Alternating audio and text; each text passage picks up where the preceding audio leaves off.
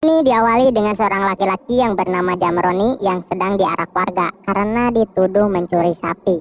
Padahal dirinya tidak melakukan itu, namun ia tidak diberi kesempatan untuk berbicara. Lalu kita diperlihatkan dengan seorang laki-laki yang sangat disegani di kampungnya itu. Kita sebut saja ia dengan Pak Jeton, karena ia cukup kuat kelihatannya. Ia adalah pemilik sapi yang telah dicuri oleh orang. Kemudian ia mengajak Jamroni untuk baku hantam di sana, di hadapan semua warga di kampung itu. Dan terlihat dalam perkelahian itu Pak Jeton lebih unggul dari Jamroni, mungkin karena dia mantan jawara di sana. Namun tidak lama kemudian datang temannya Jamroni yang bernama Saledril. Saledril memberitahu kepada Pak Jeton bahwa pencuri sebenarnya sudah ditangkap dan Jamroni bukanlah pencurinya. Mendengar hal itu Pak Jeton merasa bersalah, tapi karena gengsi dia tidak mau minta maaf. Hanya mengatakan kalau tadi cuma latihan pemanasan saja, emang gak ada halak. Tidak lama setelah itu datang seorang pak tua yang memberitahu kepada Jamroni tentang keadaan ayahnya yang sedang sekarat. Dengan cepat Jamroni pulang ke rumahnya untuk menemui ayahnya itu. Sesampainya di sana ia melihat ayahnya emang sedang sekarat. Lalu Jamroni diberitahu oleh ayahnya itu bahwa dia bukanlah anak kandungnya. Dan ayahnya juga memberikan banyak surat dari Sari, teman kecil Jamroni, yang seharusnya dari dulu surat itu ia berikan kepadanya. Ayahnya juga menyuruh Jamroni untuk mencari keberadaan Sari yang tinggal di Jakarta, karena dialah yang mengetahui keluarga Jamroni yang sebenarnya. Dan ayahnya pun meninggal dunia.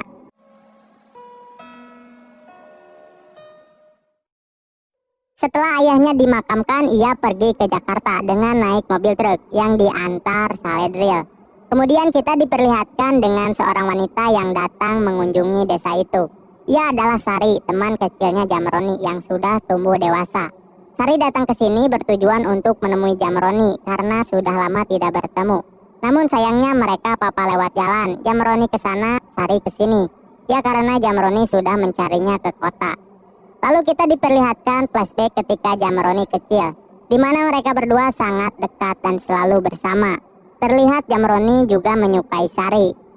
Waktu kecil Jamroni belajar ilmu bela diri agar bisa melindungi Sari dimanapun dan kapanpun. Ketika Jamroni melakukan kesalahan, ia selalu dihukum ayahnya untuk tidur di kandang embek, dan Sari yang selalu memberi makan Jamroni. Hingga akhirnya keluarga Sari pindah ke kota agar Sari tidak berteman lagi dengan Jamroni. Dan disitulah mereka tidak bertemu lagi hingga sekarang. Scene berganti ketika Jamroni yang sudah sampai di kota Jakarta. Saat ia mau pergi, Saledril memberikan uang untuk bekalnya di Jakarta. Namun ternyata ada dua orang anggota gangster yang melihat hal itu. Mereka berdua menyangka kalau Jamroni telah memalak sopir truk di sana dan juga telah merebut daerah kekuasaannya. Di sini terjadi baku hantam antara Jamroni dan mereka berdua. Tapi tidak lama kemudian keluar segerombol orang yang tak lain mereka semua adalah geng yang sama. Karena jumlah mereka yang banyak, Jamroni memilih untuk berlari. Dan di sini terjadi lagi baku hantam sambil kejar-kejaran.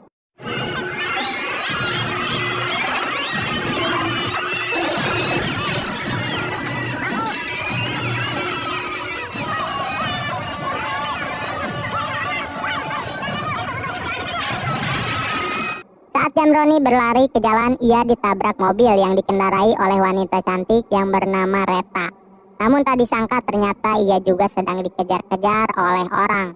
Karena mobil yang dikendarainya dihalangi Jamroni, ia hampir saja menabrak guru.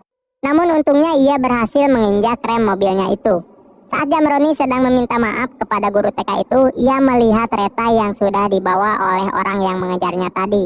Melihat hal itu, ia langsung menghampiri mereka untuk menyelamatkan Reta.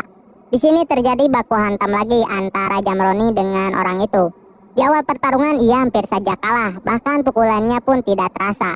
Namun pada akhirnya ia berhasil mengalahkannya, dan Reta juga bisa lolos dari tangkapan mereka. Kemudian Reta mengajak Jamroni pergi menggunakan mobilnya. Setelah pergi cukup jauh, Reta dan Jamroni berkenalan. Di sini Reta menjelaskan alasan ia dikejar-kejar oleh orang tadi, karena dirinya yang kabur dari rumahnya setelah mau dijodohkan oleh ayahnya. Kemudian kita diperlihatkan dengan seorang laki-laki yang sedang memarahi anak buahnya. Ia bernama Akum, a.k.a. Hastomo. Dan ia juga adalah ayahnya Reta, sekaligus ketua gangster. Tidak lama kemudian datang asistennya yang bernama Hana. Ia memberikan telepon dari Amsar. Amsar ini adalah ketua gangster FVKB, di mana kita tahu di scene sebelumnya kalau anak buahnya pernah baku hantam dengan Jamroni. Ia menelepon Hastomo untuk menagih janjinya untuk menjodohkan adiknya yang bernama Tino dengan Reta. Lalu di akhir pembicaraan, Amsar menyuruh Hastomo untuk membuat rencana pertemuan dengan anaknya itu. Pokoknya yang penting tolong diatur. Itu acara ketemu calon pengantin. Kemudian kita diperlihatkan dengan dua orang laki-laki yang bekerja sebagai pembuat roti. Mereka berdua bernama Sueb dan Harto. Sueb adalah seorang pembunuh dingin bayaran. Seorang pembunuh bayaran yang dingin. Ia sering disuruh oleh para gangster dan mafia di kota Jakarta untuk membunuh. Terlihat di sini Sueb dimarahi Harto karena Harto merasa sebagai senior di tempat kerjanya. Emang Harto tidak tahu kerjaan asli Sueb ini. Tidak lama kemudian Sueb ditelepon oleh seorang yang tak lain adalah Amsar yang menyuruhnya untuk membunuh Jamroni.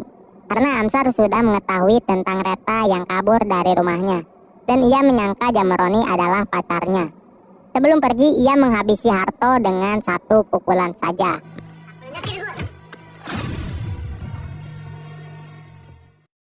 Cerita berpindah kepada Jamroni dan Reta.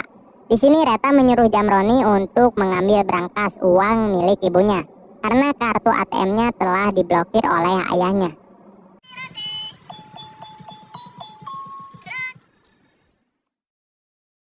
Kemudian mereka berdua beristirahat di sebuah tempat bangke kereta. Terlihat Jamroni dan Reta yang semakin dekat dan selalu bersama. Pagi harinya Sueb datang ke tempat itu dan menanyakan keadaan Jamroni kepada Reta sambil mengancamnya. Lalu Jamroni dan Sueb baku hantamlah di sana.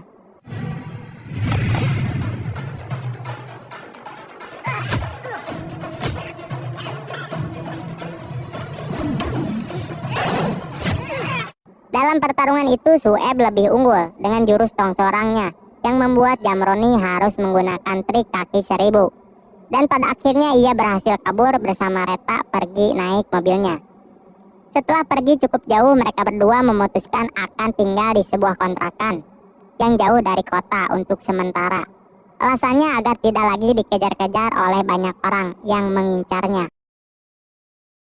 Dalam kebersamaannya itu terlihat Reta yang mulai menyukai Jamroni karena dirinya yang merasa nyaman dan selalu dilindungi. Kemudian kita diperlihatkan dengan Hastomo dan Amsar yang bertemu di kafe. Ya, di sini mereka berdua membahas tentang perjodohannya. Tapi karena Reta yang sudah kabur dari rumahnya, dengan terpaksa Hastomo menunda perjodohannya itu. Dan alasan Hastomo mau menjodohkan Reta dengan adik Amsar karena Hastomo pernah dibantu oleh Amsar dan merasa punya hutang budi. Nah, untuk membalas hutang budinya, dulu ia pernah berjanji akan menjodohkan anaknya dengan adik Amsar. Dalam perbincangan itu, Amsar menyinggung Hastomo yang membuat mereka berdua hampir baku hantam di sana. Namun karena ternyata pengunjung di sana adalah pengawal mereka berdua, akhirnya Amsar pun pergi dari kafe itu.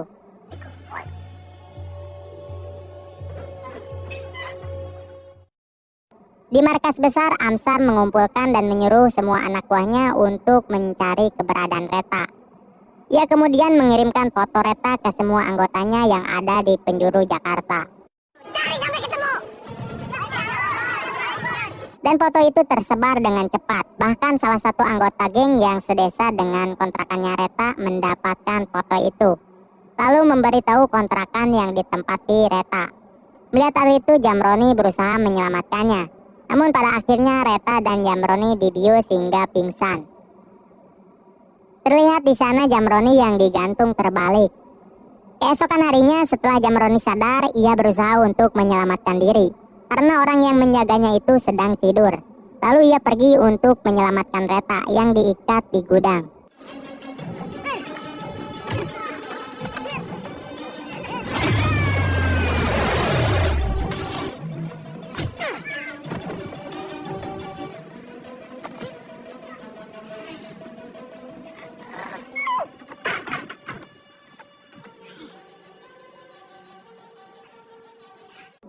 Dan akhirnya mereka berdua berhasil kabur dari markas Amsar. Dan bersamaan dengan itu Amsar datang ke sana. Namun ternyata Jamroni dan Reta yang sudah kabur. Dan ia langsung memarahi salah satu anak buahnya itu yang tidak becus menjaga Jamroni. Lalu ia memberikan hukuman potong tangan dengan gergaji oleh asistennya yang bernama, kita sebut saja Siti.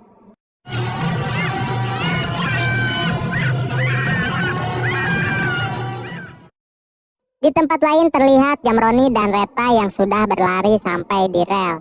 Ternyata di dalam terowongan kereta itu ia bertemu dengan Sueb dan mereka berdua harus baku hantam lagi.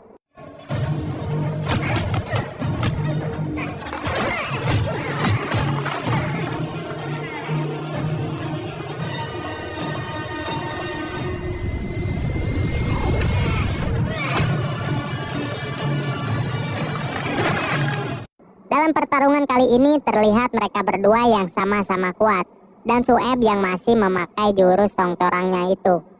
Tetapi pada akhirnya Jamroni berhasil menumbangkan Sueb. Saya tidak bisa menjawab.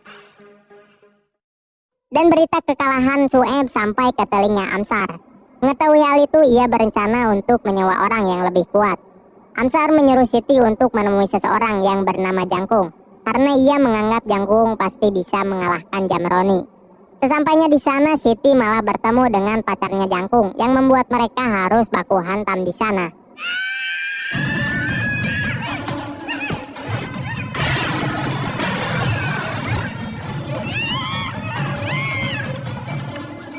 Tapi tidak lama kemudian Kang Jakung datang dan berhasil memisahkan mereka berdua. Jangkung juga setuju atas perintah Amsar untuk membunuh Jamroni. Ketika sedang makan, Jamroni menyuruh Reta untuk pulang saja, agar masalahnya bisa selesai dan tidak dikejar-kejar lagi.